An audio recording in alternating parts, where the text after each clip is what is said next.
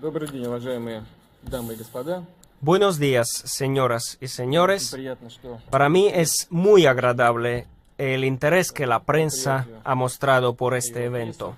я всех вас Saludo a todos los presentes. Sé que hay aquí muchos periodistas de las regiones de la Federación de Rusia. En la medida de las posibilidades, trataré de responder a las preguntas que les interesan y comentar los resultados de nuestro trabajo en este año нашей работы que se va desde mi punto de vista. уходящий год. Ksenia Sokolova, revista Snob. Como respuesta a la ley Magnitsky adoptada por Estados Unidos, la Duma estatal ha tomado medidas que prohíben a los ciudadanos estadounidenses adoptar huérfanos rusos. ¿Cree que esta es una respuesta realmente adecuada? ¿No le sorprende que los niños, los más necesitados e indefensos, se conviertan en una herramienta en la lucha política? Gracias. Ну, во-первых, Primero, usted acaba de decir que esta es la respuesta a la llamada ley Magnitsky. Comentaré en un par de palabras mi actitud. Ya lo he hecho antes, pero me permitiré formular mi opinión en breve.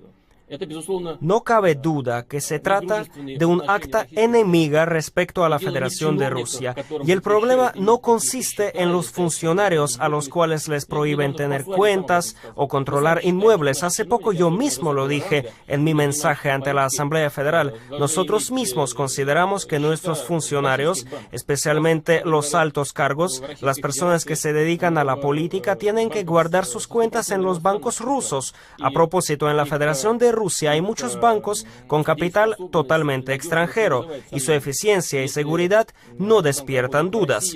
No tiene importancia si este banco trabaja en Rusia o en Viena o en alguna otra capital. Lo esencial es que es una entidad financiera internacional. Pueden tener sus cuentas aquí. En lo que se refiere a los bienes inmuebles, también lo he comentado ya. Si nuestros colegas en el extranjero nos ayudan a revelar a los infractores, les estaremos muy agradecidos e incluso les podemos ofrecer una recompensa. Pero el problema no consiste en los funcionarios. La cuestión es que una ley antisoviética, antirrusa, ha sido sustituida por otra. No pueden vivir sin ello. No dejan de intentar quedarse en el pasado. Es muy triste. Esto por sí solo ya envenena nuestras relaciones. Ahora, en lo que atañe a la cuestión que usted acaba de plantear, la adopción de los niños rusos por parte de extranjeros, según los sondeos que yo he analizado, una aplastante mayoría de ciudadanos de la Federación de Rusia tiene una actitud negativa al hecho de que nuestros niños sean adoptados por extranjeros. Tenemos que hacerlo por nuestra propia cuenta. Tenemos que estimular el proceso para que familias rusas adopten a los niños abandonados o huérfanos. A este respecto, creo que la propuesta hecha por Dmitry Medvedev es absolutamente correcta. Tenemos que desarrollar dentro del país esta actividad, retirar barreras burocráticas, apoyar más a las familias que adoptan a los niños. Ahora, en lo que se refiere a la parte estadounidense, el problema no radica en personas concretas, ciudadanos estadounidenses que adoptan a nuestros niños. Sí que suceden tragedias y nos damos cuenta de ello, pero la mayoría de las personas que adoptan niños se portan de una forma adecuada, son personas de buena fe. La reacción de los diputados de la Duma estatal no está dirigida contra la actividad, sino contra la postura de las autoridades estadounidenses. ¿En qué consiste esta postura?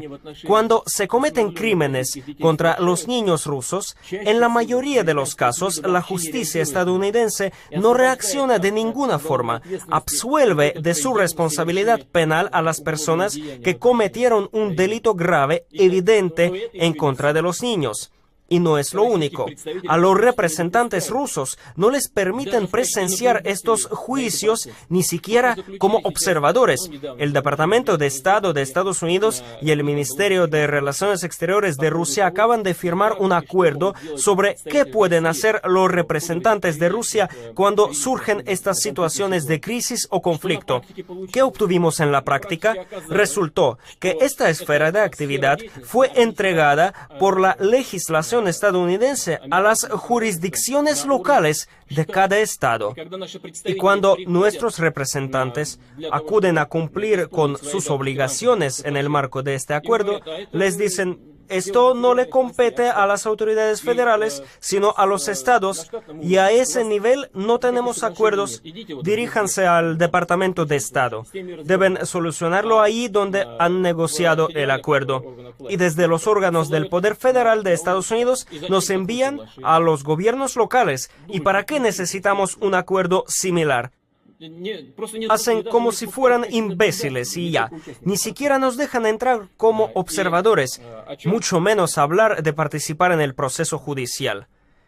¿Qué les preocupa entonces a nuestros socios estadounidenses?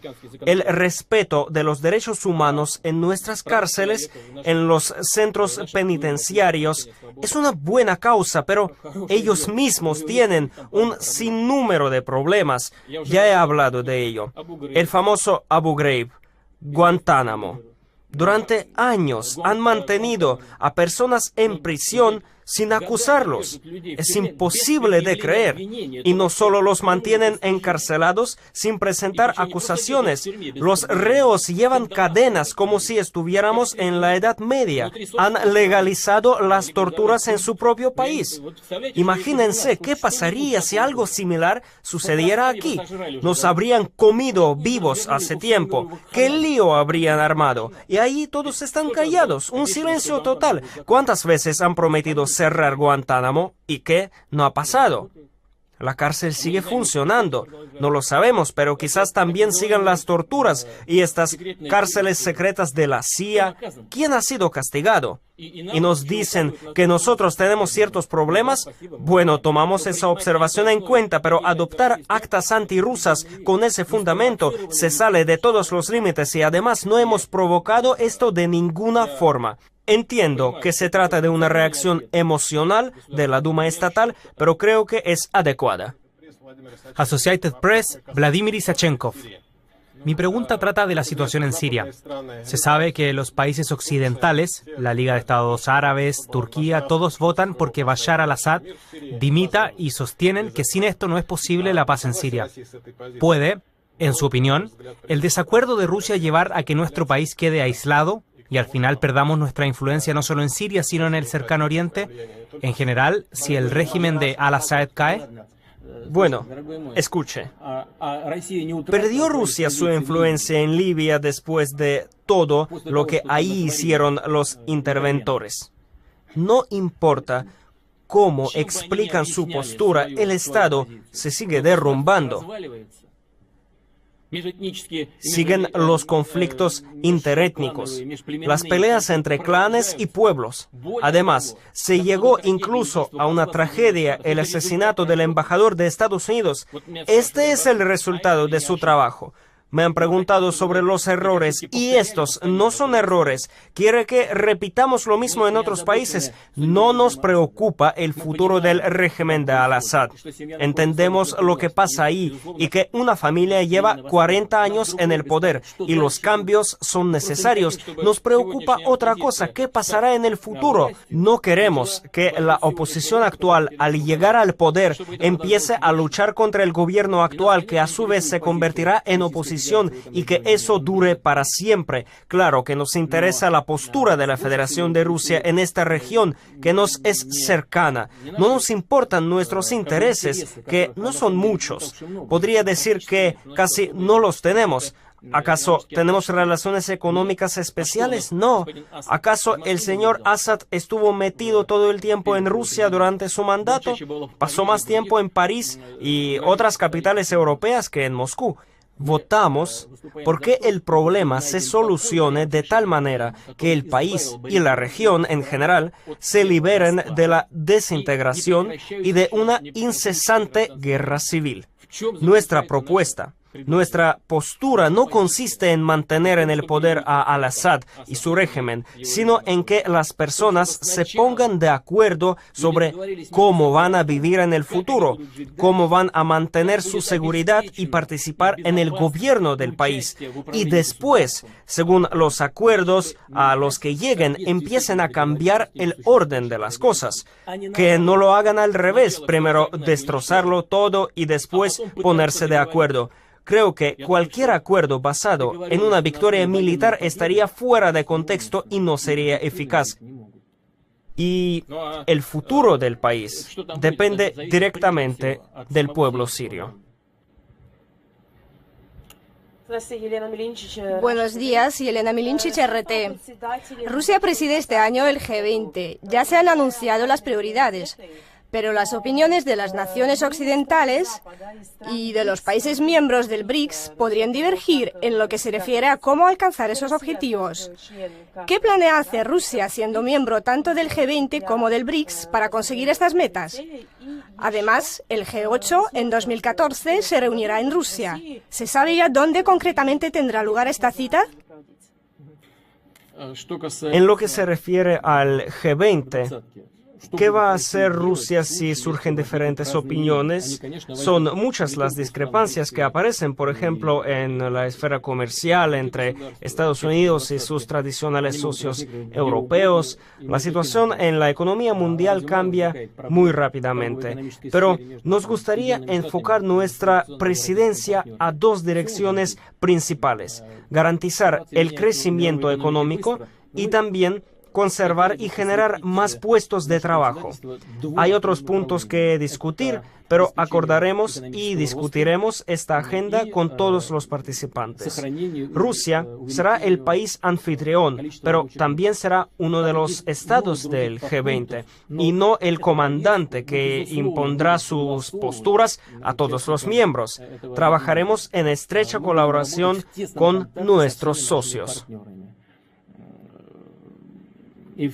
¿Cuál ha sido la segunda pregunta? Acerca del G8. En lo que se refiere al G8, hemos considerado la posibilidad de celebrar esta reunión en Skolkovo, pero para garantizar la seguridad de los delegados tendríamos que aislar un extenso territorio de Moscú en el que viven unas 400.000 personas. A todos les tendríamos que entregar pases especiales para entrar en sus viviendas. Y claro, no podemos restringir el acceso de la gente a sus casas. También podría haber dificultades con la circulación de los llamados transportes especiales en ese territorio, por ejemplo, los coches de bomberos y ambulancias. Además, según está previsto, las principales instalaciones de Skolkovo deberían finalizarse en 2016, mientras que la reunión del G8 se celebrará en 2014. No es muy correcto organizar este tipo de cumbres en un lugar que está en obras. Seguramente propondremos otra ubicación. Señor Putin, soy Alexei Anishuk, de la agencia Reuters. Recientemente, las agencias de noticias se publicó una información de que el tribunal ruso tomó la decisión de reducir la condena a Mikhail Khodorkovsky. Creo que para muchos en esta sala y aquellos que no ven a través de la televisión, tal vez no sea un secreto que el tribunal ruso, aún siendo independiente, no podría tomar una decisión semejante sin acordarlo con usted. ¿Eso por qué? Usted declaró hace poco que el ladrón debe estar en la cárcel. ¿Significa esto que ha cambiado su visión de algún modo? ¿Usted cree que Khodorkovsky ha estado en prisión el tiempo suficiente y puede salir? Escuche, en primer lugar, usted tiene una visión errónea del funcionamiento de nuestro sistema judicial. Segundo, no he sido el jefe del Estado durante 4 años, y aún así, los juzgados mantuvieron la postura que ambos conocemos. Yo no podía influir de ningún modo. Quiero que todos lo escuchen. No influí sobre la actividad de las instituciones judiciales y del orden público. No me metí en ese campo. Hice mi propio trabajo y aún así los juzgados mantuvieron el criterio que conocemos muy bien. Se han adoptado enmiendas determinadas en referencia a las leyes existentes. Estas a lo mejor dieron una base para que la Corte tomara la decisión que usted nombró. Y eso es todo. Todo esto corresponde a la legislación rusa y a la práctica del derecho. Hablando de mi frase de que el ladrón debe estar en la cárcel, ¿quién está en contra? ¿Acaso debe caminar libre por la calle? Cuando es sentenciado a arresto domiciliario, nuestros activistas liberales no están de acuerdo, aseguran que hay que enviarlo a prisión. Pues decídanse quién va a la cárcel y quién no. ¿O es que tienen un tratamiento selectivo al respecto? Hablando del propio Mikhail Jodorkovsky, aquí no hay ninguna persecución personal. Usted entiende que yo recuerde muy bien cómo se desarrolló ese proceso. No hay gran cosa, aunque todos buscan imaginar un trasfondo político. ¿Acaso Mikhail Jodorkovsky se dedicaba a la política? ¿Fue diputado? ¿Encabezaba algún partido? Nada de eso. Se trata de un delito económico, de un acto económico. El juzgado tomó la decisión. Mire lo que pasa en Estados Unidos. Por un delito económico condenan incluso a 99 años de prisión o hasta 100 años. Aquí, un ejemplo muy bueno es el dirigente de uno de los fondos. ¿Cómo terminó? Una tragedia. Su familia se suicidó, etc. Es una práctica mundial. Siempre nos hablan de la selectividad de la ley. ¿Cree que en Estados Unidos es la única persona que la violó? Tal vez tampoco sea la única.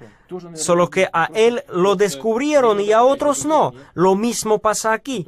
No hay que politizar estas cuestiones. Estoy convencido de que cuando todo se normalice de acuerdo a la ley, Mikhail Jodorkovsky saldrá en libertad.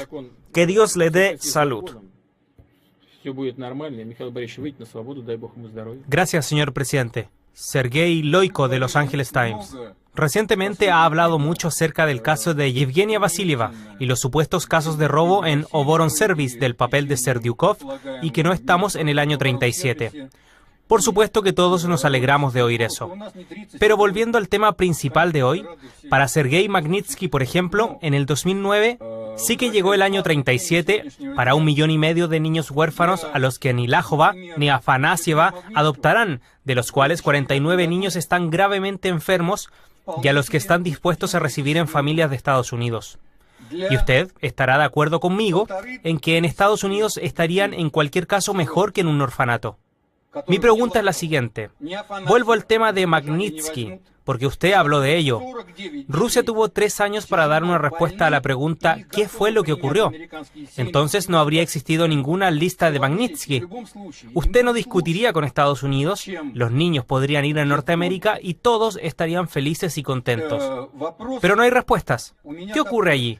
Usted muestra un notable conocimiento de otros casos de un perfil altamente criminal que no voy a nombrar. Querría oír su respuesta a la pregunta de ¿qué hay de los 230 millones de dólares que los inspectores de aduanas y policías robaron supuestamente del presupuesto? Con ese dinero podrían haberse construido unos orfanatos estupendos y Medvedev no habría tenido que decir sin pruebas que tenemos que hacer algo. Sería algo de lo que podríamos disponer y mantendríamos a los huérfanos en condiciones propicias. ¿Qué ocurrió con Sergei Magnitsky? ¿Por qué para él llegó el año 1937? Menos mal que no llegó para todos. Pero, ¿por qué vuelve a nuestras vidas una y otra vez? En cuanto a Magnitsky, ¿qué es esto? Apoyamos la pregunta. ¿Apoyan la pregunta? Está bien. Cuando sucedió la tragedia con el señor Magnitsky, este servidor ocupaba el cargo de presidente del gobierno de la Federación de Rusia. Supe de aquella tragedia a través de los medios de comunicación y sinceramente incluso ahora desconozco detalles de la trágica muerte de esta persona en prisión preventiva. y veo que tendré que estudiarlo más a fondo. Pero no es esta la cuestión. Y también quiero llamar su atención sobre algo. Entiendo que usted trabaja para el periódico Los Angeles Times y no es Pravda o en Izvestia y por lo tanto tiene que tomar una determinada postura. Pero también quiero que entiendan nuestra postura. Aquí no se trata de Magnitsky, se trata de que los legisladores estadounidenses, justo después de haber rechazado un acto antirruso, antisoviético, que es la enmienda Jackson-Vanik, que han tenido que rechazar por motivos económicos, decidieron aprobar otra ley antirrusa. Es decir, nosotros lo interpretamos así. Es como si los legisladores estadounidenses nos quisieran demostrar a todos quién manda, para que no nos relajemos. Si no hubiera ocurrido lo de Magnitsky, habrían buscado otro pretexto. Esto es lo que nos afecta en primer lugar. Y en segundo lugar, aunque no sepa todos los detalles, estoy informado de que el señor Magnitsky en realidad murió de muerte natural, no por ser torturado. Nadie lo torturó, sino que murió de un ataque al corazón. La cuestión es si le prestaron ayuda médica a tiempo o no. Eso es lo que habrá que investigar. Si dejaron a una persona sin asistencia médica, sobre todo en una institución pública, sin duda hay que investigar qué es lo que sucedió. Eso en segundo lugar. Y en tercer lugar, ¿ustedes realmente piensan que no muere gente en las cárceles estadounidenses? Muere mucha gente. ¿Y qué? ¿Ahora nos ponemos a investigarlo? ¿Saben ustedes cuántas personas en todo el mundo son capturadas por las fuerzas de seguridad estadounidenses que violan así la jurisdicción de sus países de origen y luego las ponen en las cárceles estadounidenses y las juzgan allí? ¿Es normal? Creo que no. Lo he dicho una vez. ¿Por qué un país considera que tiene derecho a extender su jurisdicción a todo el mundo? Eso arruina los principios fundamentales del derecho internacional. Además, el señor Magnitsky, según se sabe, no era un defensor de los derechos humanos, no luchaba por los derechos humanos, era un jurista del señor Browder, al que nuestros órganos encargados de hacer cumplir la ley sospechan de cometer crímenes económicos en el territorio de la Federación de Rusia, y defendía sus intereses. Todo lo que está relacionado con este caso está extremadamente politizado y no es nuestra culpa. Ahora, en cuanto a los niños, ya lo he dicho varias veces y quiero decirlo una vez más, estamos agradecidos a todos los ciudadanos estadounidenses que, respondiendo a un llamado de su corazón, adoptaron o quieren adoptar a nuestros niños, a estos ciudadanos rusos, y lo hacen de una manera digna, guiándose por los mejores principios del humanismo. Usted ha dicho que estarían mejor en Estados Unidos, pero juzgando por algunas tragedias, como el caso de cuando dejaron a un niño en el coche y murió en la solanera, ¿eso es mejor o peor? Sabemos de otros casos cuando a los niños les han pegado hasta matarlos. ¿Eso es mejor o peor? Pero se trata solo de estos casos concretos. En nuestro país los niños también fallecen. La cuestión es la actitud de las autoridades oficiales hacia estos casos. Liberan a la gente de su responsabilidad penal. No quieren estudiar este tipo de casos. Eso es lo que preocupa a los legisladores rusos, a lo que responde el legislador ruso en el famoso proyecto de ley que causó tanto revuelo. Repito, que hay que ver el texto de esa ley, pero en general entiendo el estado de ánimos de los diputados de la Duma estatal. Buenas tardes, señor Putin. Hay muchos chistes sobre usted. Tal vez sus colegas se lo hayan contado. No, tienen miedo de hacerlo. Por ejemplo, el último habla del fin del mundo. Putin promete tanto que sabe exactamente cuándo va a ocurrir. U otro, a propósito, el presidente fijó la rueda de prensa un día antes del fin del mundo para hablar de los resultados del progreso de toda la humanidad. Un momento, primero yo sé cuándo ocurrirá el fin del mundo. ¿Cuándo? Dentro de 4.500 millones de años aproximadamente, porque por lo que recuerdo, el ciclo del funcionamiento de nuestro cuerpo celeste del Sol es de de 7 o 14 mil millones. Ahora estamos casi en el medio del camino. Puedo equivocarme, creo que en total son 7 mil millones. El reactor simplemente se apagará. Ese será el fin del mundo. Pero el Sol sufrirá otras cuestiones, pasará a ser el enano blanco. En otras palabras, la vida para aquel momento ya desaparecerá. Y si es como tratan el problema del fin del mundo, la vida desaparecerá aún más pronto. Así que no le teme. ¿Para qué temerle si es inevitable? Gracias, Román Sobolev, Cadena NTV. Quiero hablar de nuevo sobre los niños, pero no los adoptados, sino los biológicos. Señor Putin, parece que no le gusta mucho esta pregunta, pero es interesante. ¿Cómo viven sus hijas? ¿Dónde están? Tal vez ya sea abuelo o 2 veces abuelo, y nosotros no lo sabemos. Esa es la pregunta, gracias. ¿Necesita saberlo? Soy curioso. Curioso. Sabe, mis niñas están bien. Viven en Moscú, estudian y trabajan parcialmente. Les va bien tanto en su vida privada como desde el punto de su crecimiento profesional. Estoy orgulloso de ellas. Antonina Lukina, Magadán, periódico Magadanskaya Pravda. Estimado señor presidente, antes de viajar a esta conferencia, preparé una pregunta regional. Y ahora, hace poco, navegando por Internet, leí información específica sobre el estado de salud del presidente. No se meta mucho en Internet, ahí no hay nada bueno. A veces debo hacerlo. Ahora mismo veo la pantalla, usted está bastante lejos de mí y veo a un hombre muy enérgico y guapo. Una colega de la región de Primorie siempre le declara su amor y hoy creo que hay razones para hacerlo. Gracias. Mi pregunta es la siguiente. ¿De dónde procede esa información y a quién beneficia? Gracias. Beneficia a la oposición política que trata de cuestionar la legitimidad y la aptitud del poder, y a la pregunta sobre el estado de salud puedo dar una respuesta tradicional: ni lo sueñen. Muchas gracias por su amistosa actitud hacia el evento de hoy. Quiero pedir disculpas de antemano a todos a cuyas preguntas no he podido contestar o por no haberlas contestado como esperaban y por no haber podido permitir preguntar a todos los que lo deseaban. Quisiera felicitarles a todos en ocasión de las festividades que se aproximan, el Año Nuevo y la Navidad. Les deseo todo lo mejor.